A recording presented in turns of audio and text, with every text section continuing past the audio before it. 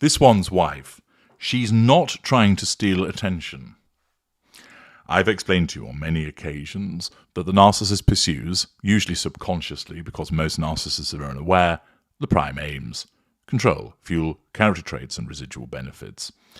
It's massively important, where you want to understand why the narcissist behaves as they do, that you grasp this concept of that's what's powering the narcissist. On the surface, it might look like that they want to have a beautiful home because it's nice to live in a beautiful house. But the reason that a narcissist wants a beautiful home is so that they can then triangulate that with people in order to control them by way of their reactions. What a gorgeous house you have, and that they provide them with positive fuel. That even perhaps people look on them with envy, which delights the narcissist because it's a reaction, and reactions are what counts, because reactions are fuel, the lifeblood of the narcissist.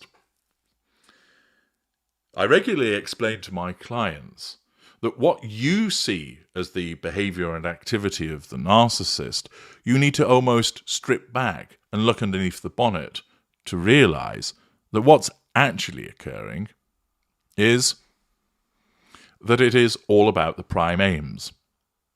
Therefore, where the narcissist insults you and calls you names, that's being done to control you by way of provocation and draw fuel from you. Where the narcissist is buttering you up and flattering you, you might think that's because the narcissist is really into you. No, it's being done in a benign fashion to control you, to draw fuel from you by way of your thanks and gratitude and appreciation, possibly to access a residual benefit so that the narcissist gains money from you. When it comes to an interaction between the narcissist and anybody else, it is always, repeat, always governed by the prime aims. Nothing else. Not love, not liking, not hatred.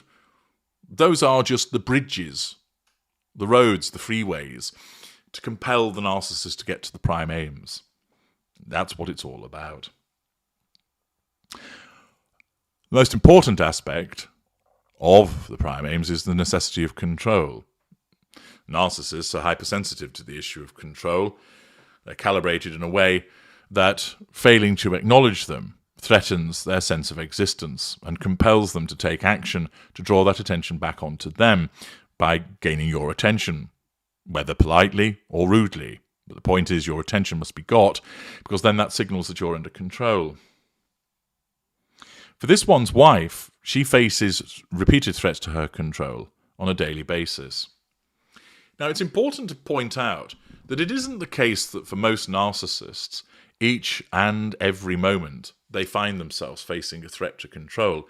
There are long periods of instances where all is running quite swimmingly for the narcissist. They're watching television and their spouse is chatting away to them. The spouse is showing that they're under control by talking to them. There's no threat to control. There are no issues. There are no problems. And therefore, that particular narcissist does not find themselves experiencing repeated problems with regard to the issue of control. Of course, that can alter in an instant as a failure of asking a question or responding, failure perhaps of going to get the narcissist a cup of tea. But for this one's wife, because of the prominence that she has, because of the international scale on which she's known, and the fact that so many people are sceptical of her and don't like her, means that she faces threats to her control on a daily basis. Furthermore, unlike other narcissists which just get on with their own projects and lives and basically laugh at and dismiss the tittle-tattle of individuals, she cannot help, because of the type of narcissist that she is, to delve into the world of social media and mainstream media to find out what is being stated about her. Thus, repeatedly, she has to issue PR puff pieces because she can't help herself but need to nullify the threat to control that is posed by what people are stating about her. And for example, it's done here through another supine publication, Elle, with an article by Alyssa Bailey, which tells us this one's wife and Prince Harry aren't purposely scheduling events the same day as the royals. I know that in popular parlance, this is referred to as a clap back, where in actual fact, it's, from the narcissistic perspective, the necessity of nullifying the threat to control posed by a criticism. The criticism is this: You, this one's wife, regularly look to upstage, overshadow, steal the thunder in relation to other people's events. This criticism therefore threatens her sense of control. Her narcissism needs to nullify it.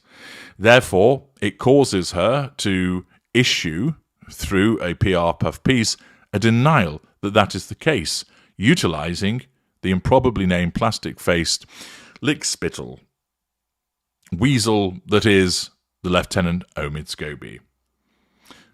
At the end of November, this one's wife and Prince Harry stepped out for a rare public outing, travelling to Vancouver, see parts Passim, to celebrate the next Invictus Games, which will be hosted there.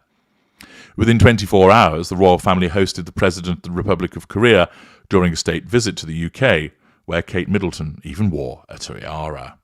The question remains, was each party aware of the other's event? Royal reporter and Bell Endgame author Omid Scobie told Elle.com in a recent interview that no, actually the teams are not coordinating the schedules anymore. A lot of people will say Harry and this one's wife, they're out to steal their spotlight, and how dare this one's wife go to this? She knew Kate was going out today, etc. The reality is there's just no communication between the royal household and their office, so of course they're not going to know when anyone steps out, he said. They are literally in the dark about what goes on within the royal family. I don't even know if they're trusted enough to even be privy to that kind of information. Well, they're certainly not. Scobie added that even the two royal households, helmed by William and Charles, respectively, aren't working together the way they used to. You actually really only need to look closer to home to see that even between Charles and William's offices, they seem to be operating in complete silos, because the engagements, the big tickets, the big important projects, they're all happening at the same time and on top of one another, he explained. I find that in itself very revealing about the current state of affairs between the working royals or the current working royal lineup, because many years ago, every office was pretty much in sync. You would never have anyone stepping out on the same day or doing something at the exact same time as the Queen going out on an engagement. Everyone had their space. As for Harry and this one's wife being more aware of the royal family's event schedule someday, I don't think a world in which that could ever happen would be the case, Scobie admitted. This article serves two purposes. It smears the royal family by suggesting that they're not essentially coordinating with one another in the way that it used to be when Queen Elizabeth was alive, and also issues the protestation from this one's wife, no, I'm not trying to steal anybody's attention. The problem with this is twofold. One, she's a narcissist and therefore we all know she craves attention because it's fuel to her. Two, her behaviour demonstrates that that's the case.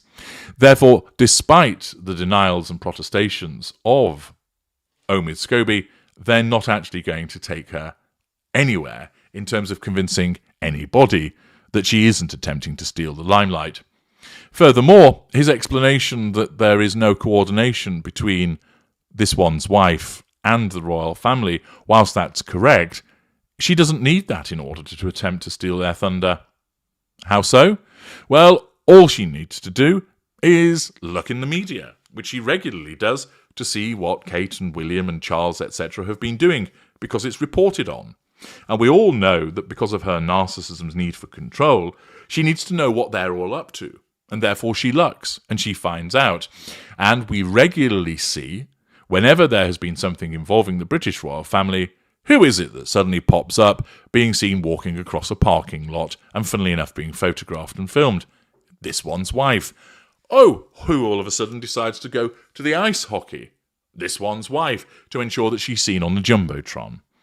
Accordingly, no matter what the protestations of her loyal lapdog, Omid Scobie, to suggest that she doesn't seek to steal the attention, we know 1, she does because she's a narcissist, 2, we know she does because we've seen it happen repeatedly, and 3, we know she doesn't need to have a coordination with the royal family to achieve that. She simply needs to look at what they're up to in the media and then respond accordingly. Once again, another attempt to nullify a threat to control, and once again, another failure from the abject loser. I'm HG Tudor. Thank you for listening.